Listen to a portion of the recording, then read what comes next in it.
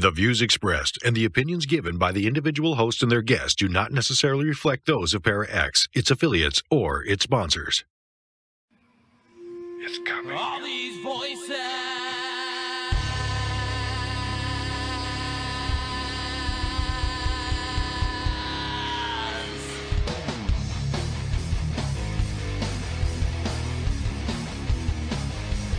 All these voices. All these things you can't explain. All these painful memories. They keep haunting you and daunting me. It's just a ghost of you and me. It's just a smoking gasoline. It's just a ghost of you and me. Of you and me.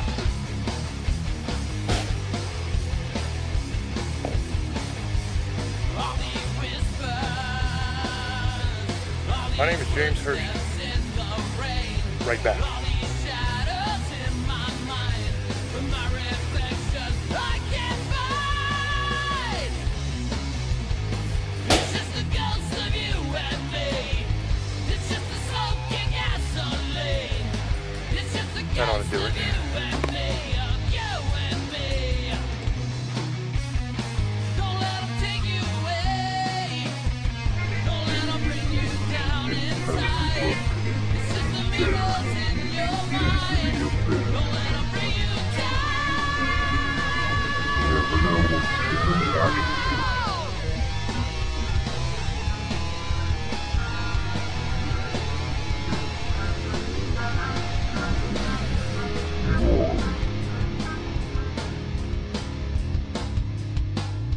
Hello, everyone, and welcome to another episode of Staring into the Abyss. I am your host, horror author James Hershey Jr., and with me, as always, my co-host, Old Boy James Ash. How you doing, brother? I'm doing pretty good, buddy. I hope everybody's having a good night. Bloody Mary. Bloody Mary. Bloody Mary. Those words brought fear to millions and millions of children in the United States and probably all over the world. That's what our show is going to be on tonight, is the legend of Bloody Mary. For those that aren't familiar with Bloody Mary and what that legend is, there's several different versions of it. The one that we probably are all familiar with here in the States is that you go into a bathroom in the dark, usually at night, and you look in the mirror and you say Bloody Mary 3 times. And if you do this, supposedly Bloody Mary will appear. There's multiple different variations of what happens when she does appear. In some of them, she appears and kills you. In others, she will appear and rip out your eyes. In other versions, she will actually grab you and pull you into the mirror with her. And then the last one is that she will simply show up and then haunt you for the rest of your life, follow you around, and just bug the hell out of you and scare you. There's several different versions of the beginning of the ritual as well. The one we're familiar with, like I said, is standing looking in the mirror. In some, you have to have a candle with you when you look in the mirror. In some of them, you change up what you say a little bit. And so instead of just saying Bloody Marys, in some versions, you have to say, I believe in Bloody Mary. There's even a version that you have to say, I killed your baby, Bloody Mary, which I think is rather rude and would probably get you killed if this thing was real. But that's one of the versions as well. Now, I'll say for the record, I have done this before as a young person multiple times. I first heard this legend when I was a very small child. I would say probably about 5 years old, 6 years old, somewhere in that range. And I heard it at school, actually. And somebody told me that if I went to the mirror at night in a dark room and I chanted Bloody Mary 3 times, that she would appear and murder me. Now, most children would probably be afraid of that. It would frighten them and they would say, oh my God, there's no way I'm ever doing that. I, on the other hand, could not wait to get home, turn out the lights, and call Bloody Mary. So that night I called Bloody Mary and I stood in front of the mirror and absolutely nothing happened. So I thought maybe I wasn't doing it correctly. So I decided I was going to research it a little bit and find out what I had done wrong. Like I said in the beginning, there's multiple different variations of this. So I took notes on all the different variations, and the next night, I went through the list and I did every single variation of the legend. I did it with a candle. I did it with a flashlight. I did it in the dark. I said all the different phrases. No matter what I did, absolutely nothing happened. So I would say right from the beginning that this one is pretty busted. I don't think this is true at all. Because I've tried and tried and tried and it didn't work. But it's a very interesting legend. And the thing I always ask myself is, where did it come from? Because every legend has a genesis point. It's based on something. So what was it based on? The legend of Bloody Mary has several different possible people that it could be based on. The first of these is Queen Mary I. Now, she had the nickname of Bloody Mary, and she earned that name because while she was alive, she killed right around 300 Protestants by burning them at the stake. Because, see, she was a Catholic queen, and at that time period, the Catholics and the Protestants were going back and forth. They were enemies.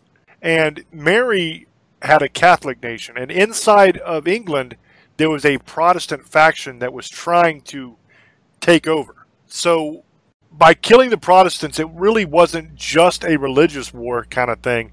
It was also to make sure that she stayed in power.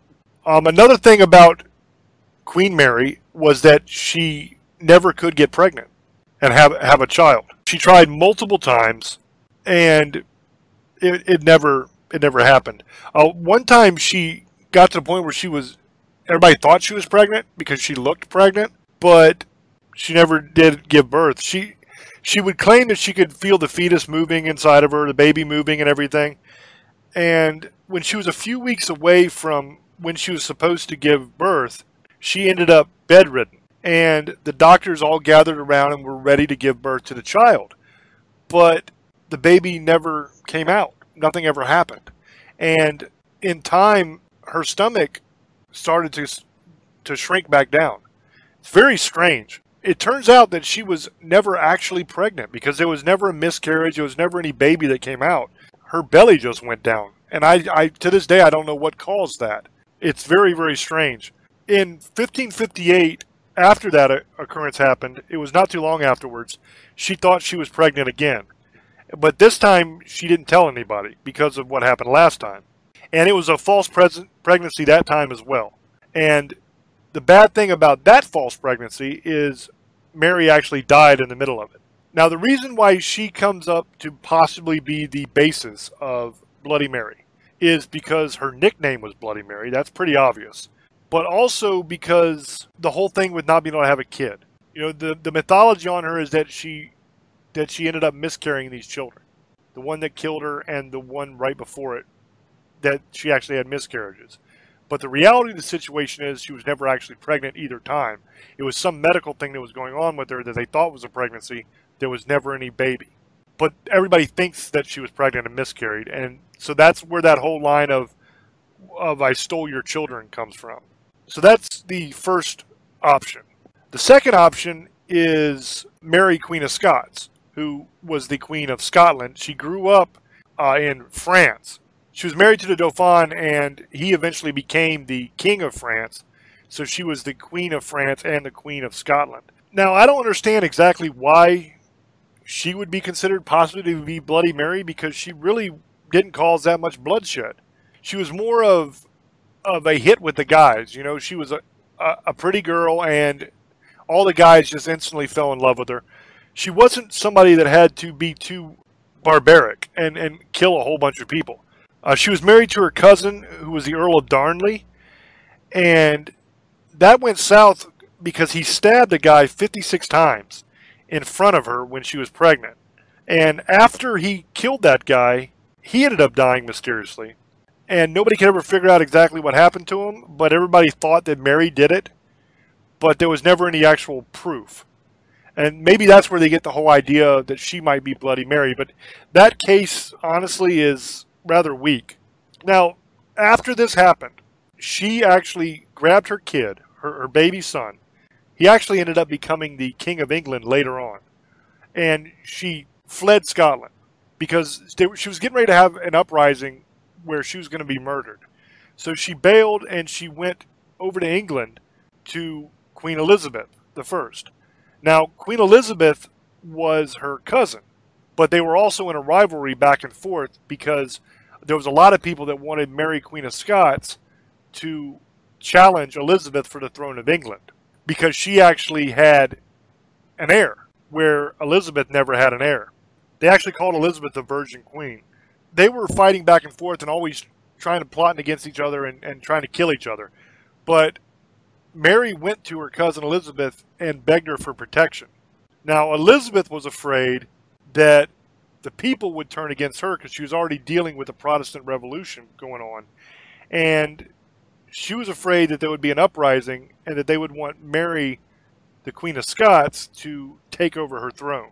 So instead of offering a loving family hand to her cousin, she threw her in jail.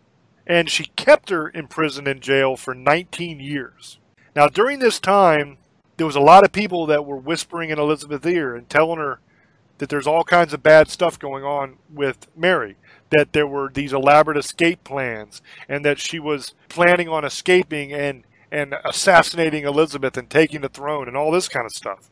So Elizabeth freaked out, and she decided that she was going to have Mary killed.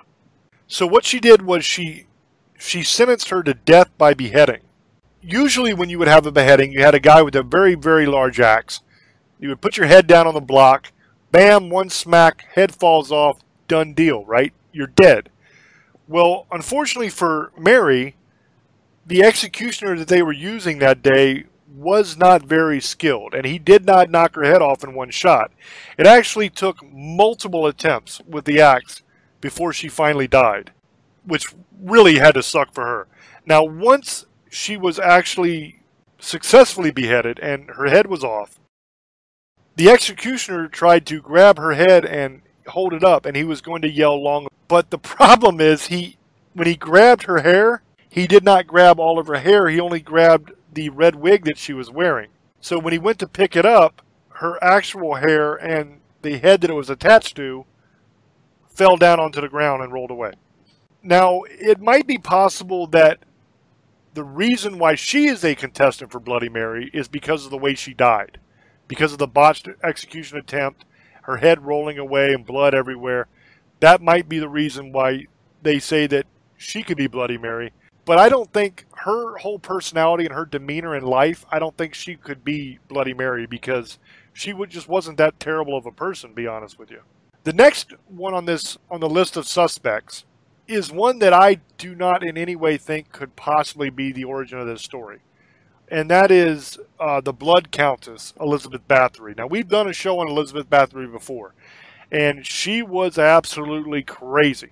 She killed so many people and bathed in their blood, drank their blood, all kinds of horrible stuff. If you guys want to know more about Elizabeth Bathory, go on the YouTube channel and check out our episode on Elizabeth Bathory. She was wild.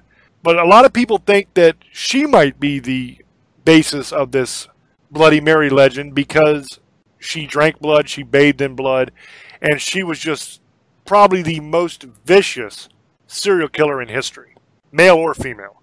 She was truly badass. But I really don't think that she could possibly be the basis, because why would they call her Bloody Mary when her name is Elizabeth Bathory? I mean, there's not even a Mary in the story at all. It makes no sense. Now, the very last one that's on this list of suspects is a woman named Mary Worth. Now, Mary Worth was a witch, and according to legend, she lived on the Old Wagon Road in Chicago during the Civil War. And it's said that she used to kidnap runaway slaves, and she would keep them chained up in her barn. And then she would do all these weird dark rituals on these slaves. Now, the locals found out about this, and eventually they got mad enough to take the law into their own hands. And they grabbed her, and they tied her to a stake, and they burnt her. Legend says that her body was buried in the St. Patrick's Cemetery. That probably is not true, because she was like an infamous witch. So most likely, they would have just buried her there at the farm. It's very unlikely that they actually would have buried her in a Christian cemetery, being a what they would consider a devil worshipping witch. I highly doubt they actually buried her in a Christian cemetery. So most likely she's buried on her farm. Several decades after her execution, there was a farmer and his wife that bought the property that she used to live on, where she was killed. Now, they knew completely about the history of the place. They built their home on the foundation of the barn where she used to torture the slaves and do the dark rituals. And they started to clear all of her land so they could plant oats and stuff like that. Now, while he was plowing up the fields, he came across a square stone, and he decided he was going to move it to the front door of the house because he thought it would make a really cool looking stepping stone. Now, for whatever reason, this is when things really started to get crazy. There was a bunch of violent events that took place with the couple, and the wife ended up locked in the barn and locked in the house on multiple different occasions. So she would be in the house or be in the barn, and then a door would shut and lock on her. And like plates started crashing on the floor, silverware started flying across at her, all kinds of stuff like that. As that activity got worse, the farmer started to wonder if he had accidentally disturbed Mary Worth's actual gravesite when he moved that stone that he decided would make a good stepping stone. That might have been the marker to her grave. And he thought, maybe when I picked that stone up, I disturbed her gravesite, and that's why all this activity's taken place. So what he did was he tried to actually take the stone back to the place where he found it, because he figured if he did that, that all the activity would stop. But he never could actually find the exact spot where he found the stone, because he had plowed the field so that he could plant. So he couldn't exactly figure out exactly where he found the stone in the first place. Now this went on for several years. Eventually the house burned down in 1986, and it was ruled to be arson. There were also several more attempts to build on that property later on. A developer ended up building a bunch of houses there, but the one that was right next to where Mary Worth's barn was before has actually burned down twice since then. So there's something cursed about that land. So that is the list of the suspects. Those are all the people that they say that this legend could potentially be based on. Even though Bloody Mary does not exist, even though this is not a true story or a real entity, it's interesting to me because there is a lot of folklore and a lot of legend that goes along with mirrors, which is what this is based on. This is a bit of mirror folklore. Even though it's a legend about Bloody Mary, it fits into the category of mirror folklore, and that is a very fascinating category. There's all kinds of really cool stuff that has to do with mirrors. Back in the really, really old days, there were divining rituals that had to do with mirrors. What this was unmarried girls would chant a rhyme in a darkened room on a certain night. Usually it was Halloween, but there were other nights as well. And then they would look in the mirror and they would supposedly catch a glimpse of the man that they were going to marry. There's multiple different variations of this, and some of them they had to be walking up the stairs and holding a mirror, and they would look in the mirror back over their shoulder and they could see the guy that they were going to marry. There's several different versions, but the basic principle is they looked in the mirror, they chanted a certain slogan, and they could see the guy they were going to marry. There's also the idea of mirrors being portals between our world and the spirit world. Now that shows up in multiple different beliefs, and usually it also has to do with funerals. In most cultures, it was common practice to actually cover up mirrors in the house where a death had occurred until they got rid of the body. So somebody dies in the house, the first thing you do is you cover up all the mirrors until they come and get the body to take it away to be buried or whatever. Back in the days before we had funeral homes, the corpses were actually washed by the relatives of the person that died. They would dress them up in their clothing, put them in the coffin, and the coffin would be actually sitting in the front parlor of the house. So all the stuff that happens at funeral homes would happen there at home by the family, and the body would lay there in the parlor for everybody to pay their respects. Now it was believed that if the person that died caught a glimpse of himself in the mirror, it was believed that his ghost would stay in the house. Now, the reason for that is because the belief is that a mirror can trap your spirit and hold you prisoner, so that your soul, your spirit, is now imprisoned in the mirror. So that's why they would cover them all up. And that belief goes into a bunch of different cultures. Now, there's a lot of other folklore that is associated with mirrors. One is the belief that the soul can project out of the body into mirrors, and that's what causes your reflection.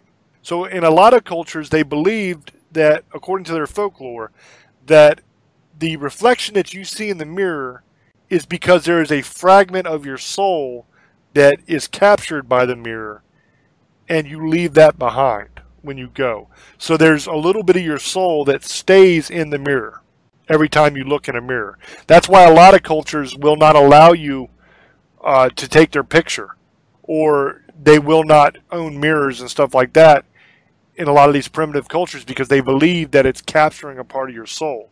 And that was actually a very widely held belief at one time. Now, there's the other superstition, I guess you would call it, that everybody knows, where if you break a mirror, it will bring you 7 years of bad luck. That goes across multiple cultures as well. The belief is that by breaking the mirror, you are also breaking the soul of the person who broke it, because the mirror captures a portion of your soul, so by breaking it, you are breaking that portion of your soul. And the way the 7 years of bad luck comes along, that comes from the Romans. The Romans believed that every 7 years, your body is completely renewed. So that means your soul is completely renewed as well. Every 7 years, it's refreshed, so to speak. So they believe that the bad luck that you get from breaking the mirror will wear off in 7 years, because your entire body and soul will be made new in 7 years. So that's why you have that 7 years of bad luck when you break a mirror. Now, in multiple cultures, there's a remedy for that, to where if you break the mirror, you get your 7 years of bad luck, that you could actually fix that. And in some cultures, it's a little bit different, because in some cultures, instead of getting 7 years of bad luck when you break a mirror, it was thought to mean that there was going to be a death in your family soon. That is actually kind of common as well, because the idea of mirrors with death, that association, stems from the belief that the soul can be trapped in a mirror. It's all kind of tied up in the same thing. And they would actually not allow children to look in mirrors until they were at least a year old. And they would actually cover up mirrors in the house for the first year so that the kid wouldn't look in it. And they would even cover up mirrors when they all went to sleep, not just when their kid was young, but like their whole lives. They would cover up mirrors during sleep time and when you're sick, because they believed that when you went to sleep, your soul would wander around. It wouldn't stay in your body, it would leave and wander around. And they believed that when you got really, really ill, where you got delirious and feverish, that your soul would also leave your body and wander around. So the fear was that while your soul is wandering around, it was going to end up trapped in one of these mirrors and never return to your body, and you would never wake up again. And they would also cover the mirrors after death to stop the soul of the dead person from getting in the mirror. That's what I started talking about this for. And the reason that was looked down upon was not only for the obvious reason of, we don't want this dude haunting us. You know, we don't want every time we look in the mirror to see Uncle Steve. You know, we want Uncle Steve to go on to the afterlife. That's the other part of this, is that because your soul got trapped in the mirror after you died, if it wasn't covered, you would never get to heaven because you were trapped in a mirror instead. Now, I guess if you weren't a very good person and you were headed to hell, it might not be so bad to be trapped in a mirror. It might be preferable to burning in hell. But that was the belief that they had. Now, the folk remedies for actually getting rid of these 7 years of bad luck, these are actually pretty interesting. Early American slaves believed that you could actually wash that bad luck away by taking the pieces of the broken mirror and putting them in a south-flowing river or other body of water for 7 hours. Another tale says that the 7 years of bad luck can be stopped from taking effect if you grind the shards of the mirror into a fine powder so that there's no longer any reflection coming from them. So they have to be powdery so that when you look in the powder, you can't see yourself. Another says that you can take the broken pieces and put them in a bag and bury them somewhere in the ground, and that will break the 7 years of bad luck. I always find these folk remedies super, super interesting. There's a whole bunch of them in a whole bunch of different areas. I just think they're really cool. They also use mirrors for different magical rituals and psychic rituals, for scrying, for remotely viewing people.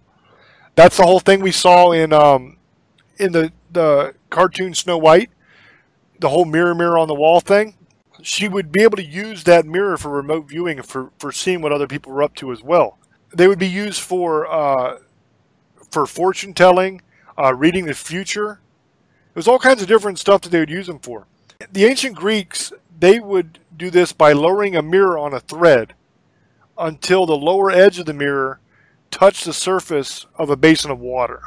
Now, the person that was performing the ritual would then pray to whatever god or goddess that they were trying to get answers from, and then they would look into the reflection that was created by the water and the mirror.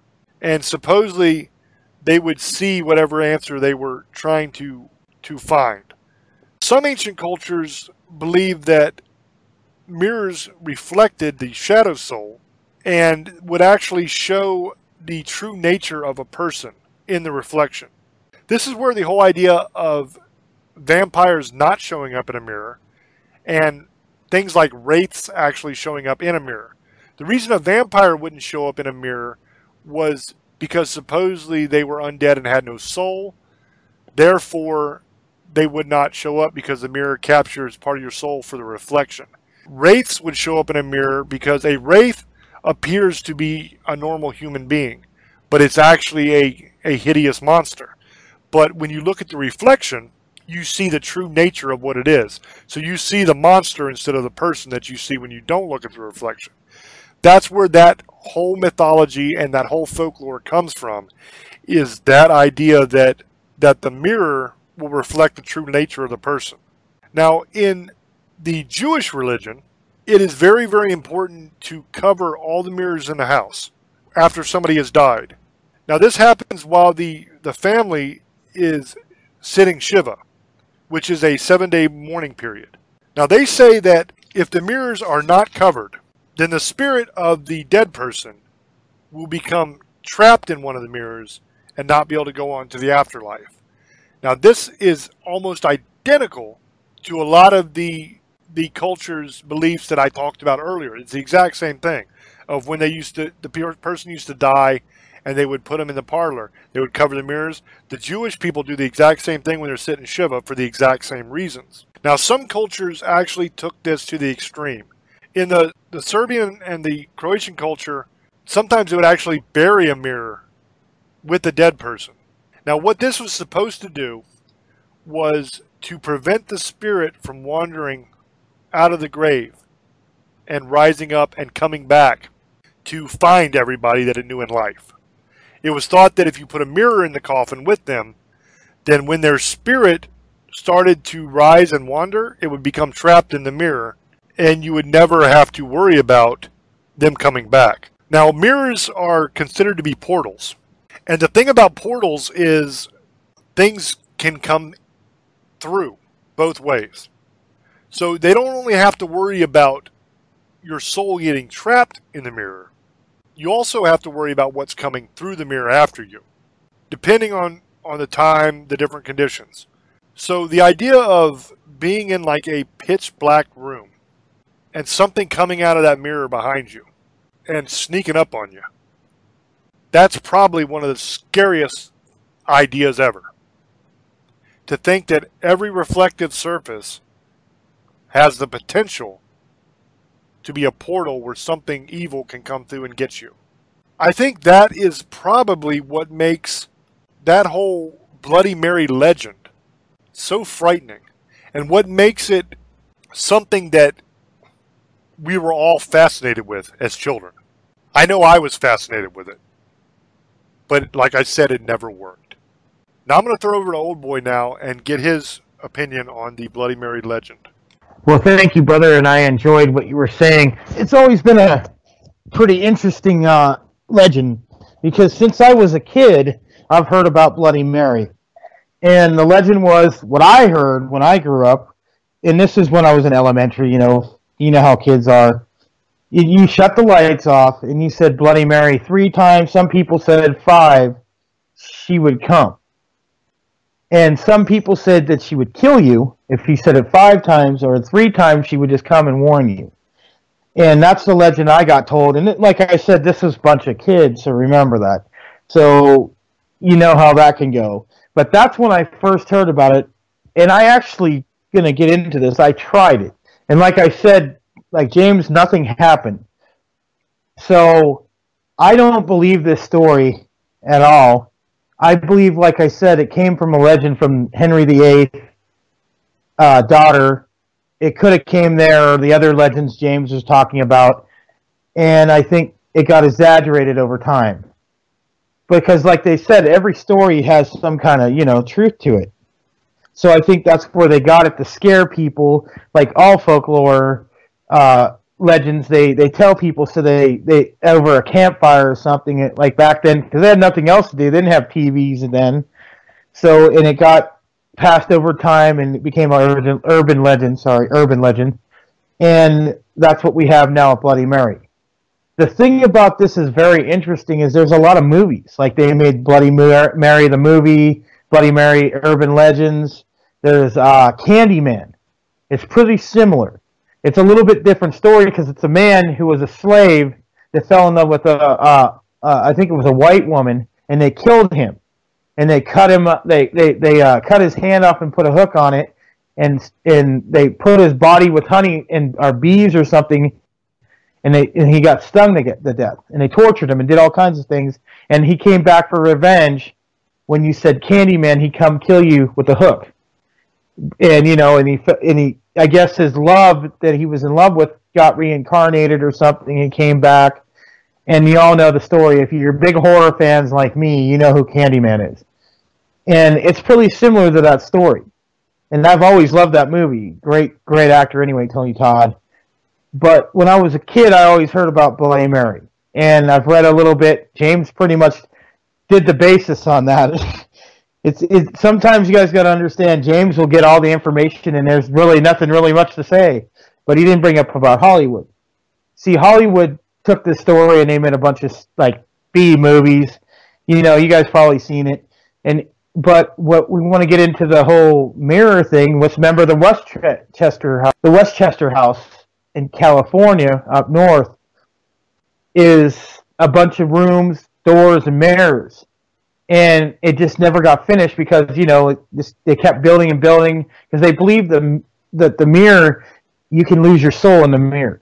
Or ghosts can come from the other side of a mirror and take over your body. It could be you, but they jump into your body and take your soul.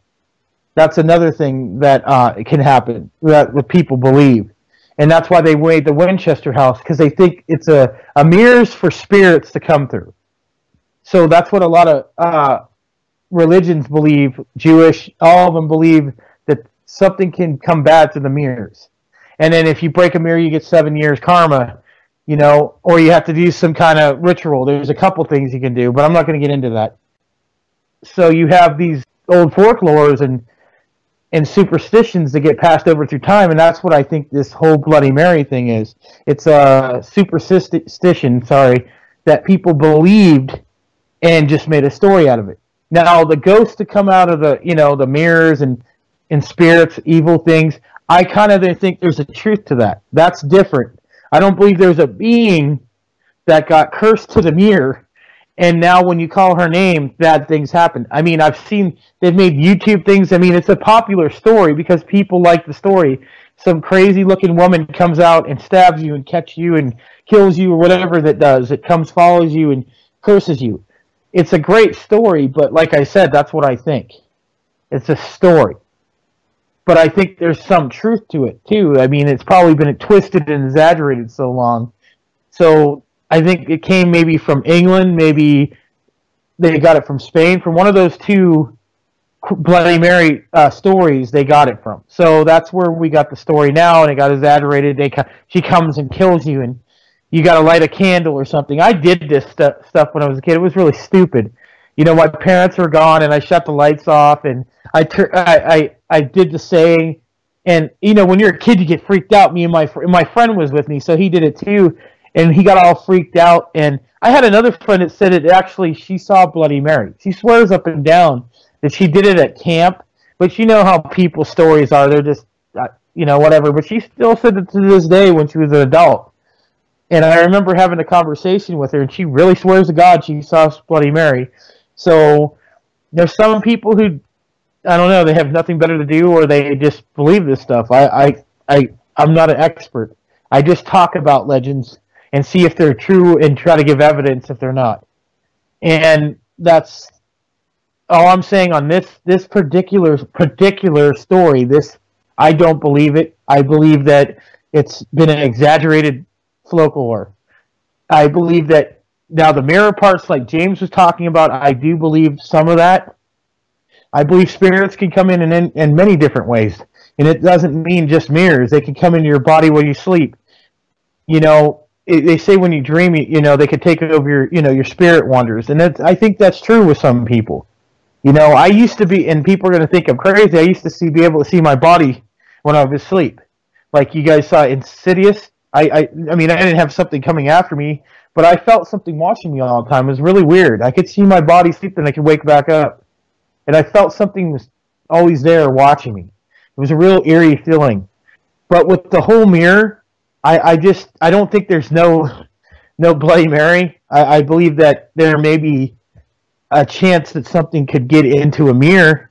I believe there's curses. I believe people can be cursed to be stuck in a mirror or something. Maybe witchcraft or some kind of curse or something like that, or a wandering spirit gets stuck in a mirror. Because like I said, the Winchester House talks, that's what that was all about. They build different windows so you wouldn't get stuck in a house, and they wouldn't have doorways, because there's a thing about doorways and open doors. There's always something lurking behind a door. And like, you ever seen like the Snow White, you know, with mirror on the wall, and it has a spirit come out and tell her how beautiful she was, but Snow White was more beautiful. That's a mirror thing. That's a whole thing. There's a spirit in the mirror. I mean, a demon of the mirror. There supposedly is a demon in the mirror. You know, just like with the demon, you know, all kinds of demons. So that can possess your soul. But I believe that. I really 100% there's a chance on that. I don't believe in Bloody Mary. I believe it's urban legend. You know, somebody wants to say something different, remember, you can always comment on below after we, you know, make the video. You guys can say your piece and tell me what you think. So what do you think, James? I'd be interested to know. I know that mirrors were used for telling the future, that kind of thing, remote viewing, telling the future. But I'd be interested to know, with your background in magic and, you know, all that kind of stuff, do you know of anything else they were used for as far as magical rituals and stuff? What kind of stuff would they use the mirrors for? All I know, I never mess with mirrors.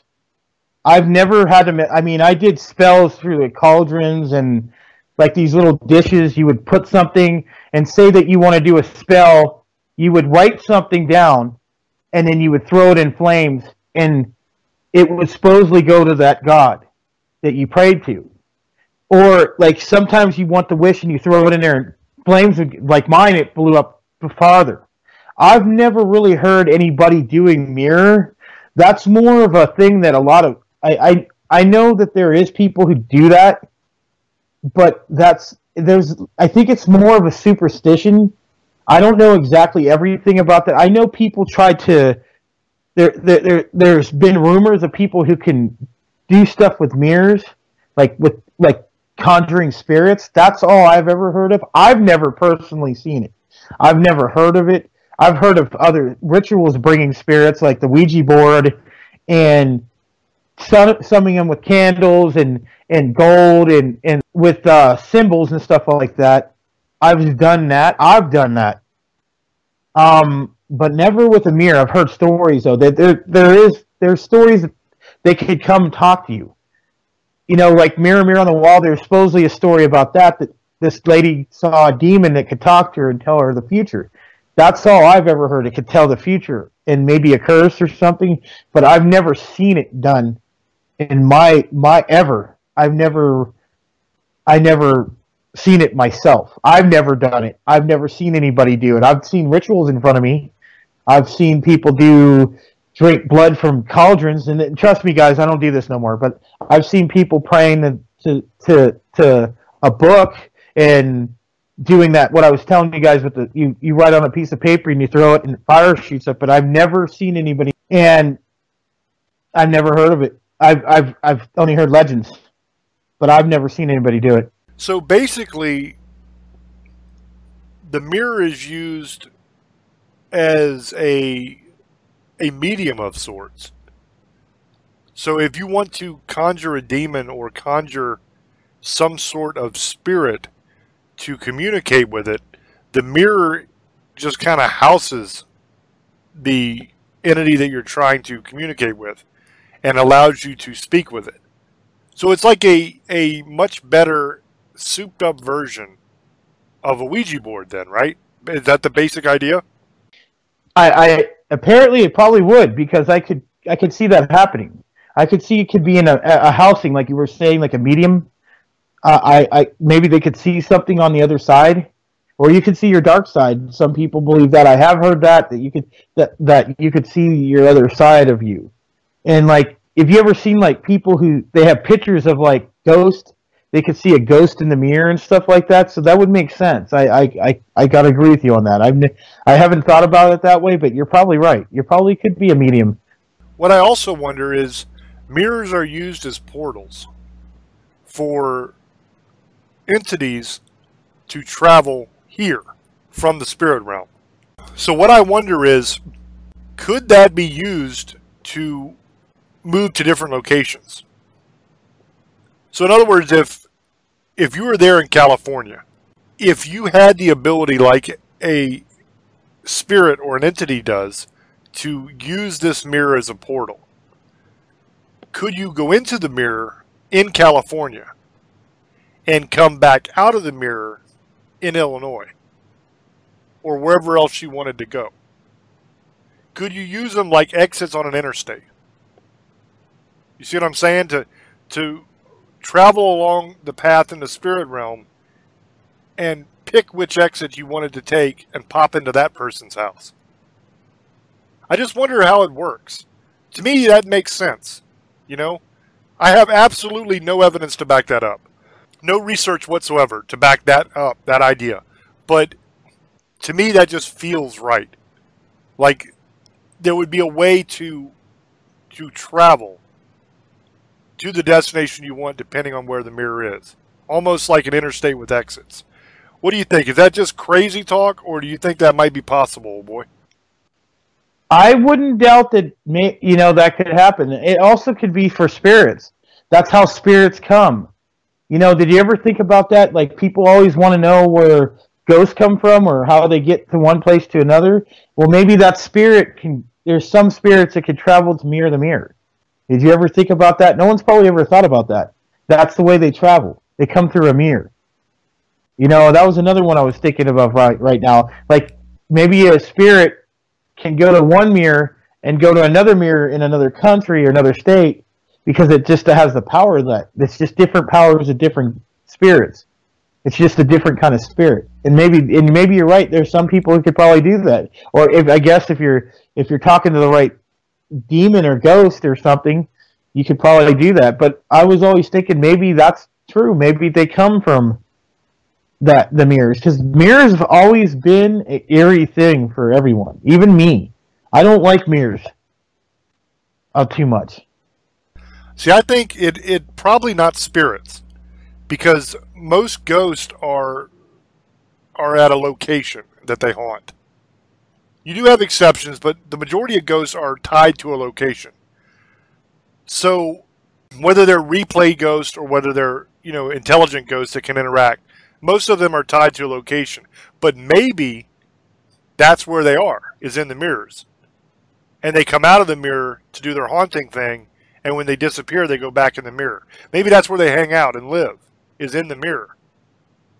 That's why you never see them, except for every once in a while when they're out of the mirror. And maybe shadow people can use mirrors to travel back and forth to everywhere. Maybe that's why you never see shadow people, except for every once in a while when they come in, is because they're there for a short time, then they hop in the mirror and they're off to somewhere else. Because remember, you have multiple shadow people. You have the kinds that will travel to go see different events that are, terrible disasters. Then you have the ones that are just seem to be traveling for no apparent reason, just going wherever. And maybe that's what they do. Maybe they use the mirrors to travel from place to place. It's very interesting. I think that's a kind of a cool little idea, that ghosts and shadow people and different things like that can actually live inside the mirrors, and that's why you don't see them anywhere. Because you always wonder where they go. You say, okay, well, they go back to the spirit realm. Well, how do they get to the spirit realm? Where's the portal that takes them to the spirit realm? Well, it's the mirror. So that means in every one of our houses, if a ghost wants to come into our home, it will enter through the mirror, most likely. I don't know why I never figured that out before. I don't know why I never realized that. But there it is. It's that simple. The mirrors are the portals, the doorways, so to speak, for ghosts, shadow men, the Hat Man, all these kind of things to get in your home. Any kind of supernatural entity that doesn't have a physical body, any of that stuff would use the mirror to enter your home and to travel, basically. That's pretty interesting. We're just about out of time, so I'm going to throw it back over to Old Boy for his final thoughts and shout-outs. Thank you, brother. And this was a great story, because originally we were just going to do Bloody Mary, but now adding with the story, we did other legends and theories about ghosts, how they come out here into mirrors. I want to say one thing before I shout out anybody. I'm going to make it quick. I want people to realize, just because we do a show about cryptozoology, paranormal, demons, aliens, doesn't mean we 100% agree with everything, or we believe it, oh, they're 100% real. We're trying to prove that they exist or they don't. By research and what we see and what we hear, we don't 100% say these things are real. We try to make it look like it's not real either.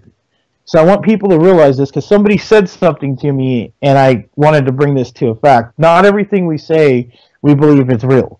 We try to see if it's real with evidence, and if we think it's not, that's our opinion. You could either like it or you don't. But I just wanted to say that. I want everybody to have a great night. I love you guys. Thank you for listening to us on ParaX. All our fans, all our followers on YouTube. Remember, we follow James Hershey on YouTube. You can listen to all our old shows.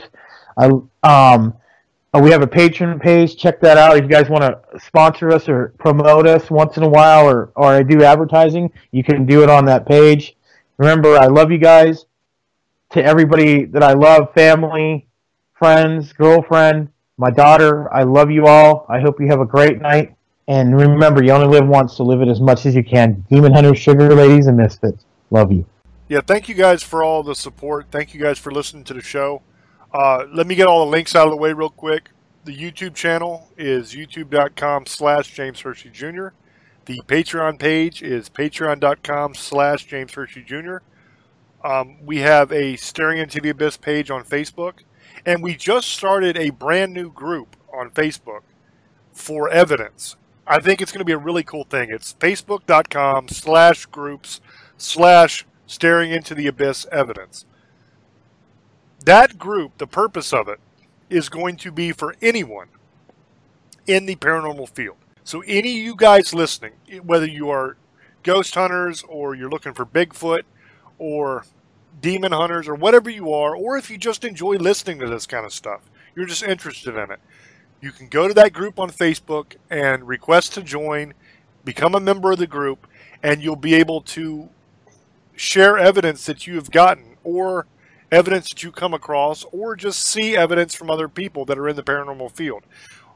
What I envision this group to be, and right now it's very, very tiny. I just started it. There's like I don't know, 10 people or something in it. It's not many at all yet. But what I envision for this group is a place where everybody in the field can upload their pictures, their videos, share their YouTube videos if they're on YouTube, of evidence.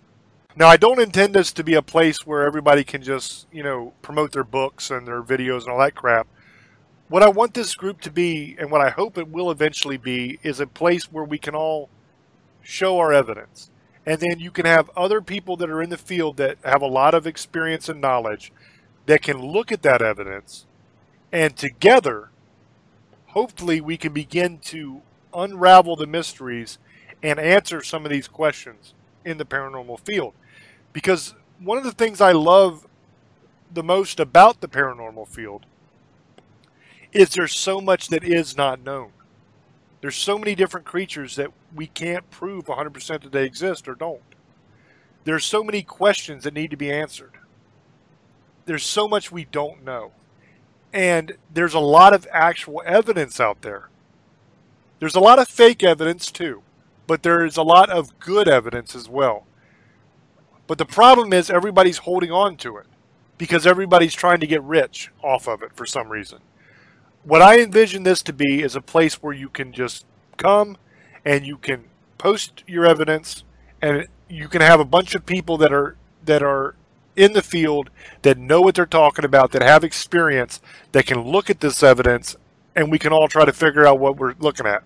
We can try to figure out what it is, if it's real, if it's not. And if it's really cool evidence, if it's really good, then we'll talk about it here on the show. And if you're somebody that is a paranormal investigator, or you go out and you catch great pictures of a werewolf or a dogman or Bigfoot or whatever, we might even have you on the show as a guest, and you can tell us all about your experience when you captured that evidence, and we can talk about it for the audience. I think it'll be a very, very cool thing if it works. I'm not 100% sure it's going to work because I don't know how eager people in the paranormal field will be to share their evidence. I'm hoping that we can all band together and work as a team to try to prove some of these things and answer some of these questions. That's my honest hope. We'll see how it goes. So if you're listening to the show right now and you enjoy Staring into the Abyss, then make sure you subscribe to the YouTube channel. If you want to support the show, please go to the Patreon page and pledge. If you're on Facebook, and probably the majority of us are, go on over to the group and join the group so that you can see all this stuff for yourself. And instead of just listening to the show on the radio, now you can look at some of the evidence and actually comment on it yourself. And let us know what you think. And if you have a really good point, we'll talk about it on the show. And it's a way for you to not only listen, but also to interact with the show and become part of it as well. I have very high hopes for the group. We'll see what happens. But as always, thank you guys so much for listening. Thank you for the love. Thank you for the support. You guys make this worth doing. Really, you do. I didn't know how this was going to work in the beginning because I thought most paranormal shows, they get on, they talk about stuff, but they don't get deep. Nobody's really doing the kind of research that we're doing and getting it out there like we do. So I didn't know if it would work or not, but it's working very well, and people really seem to like it. So thank you guys. I appreciate that.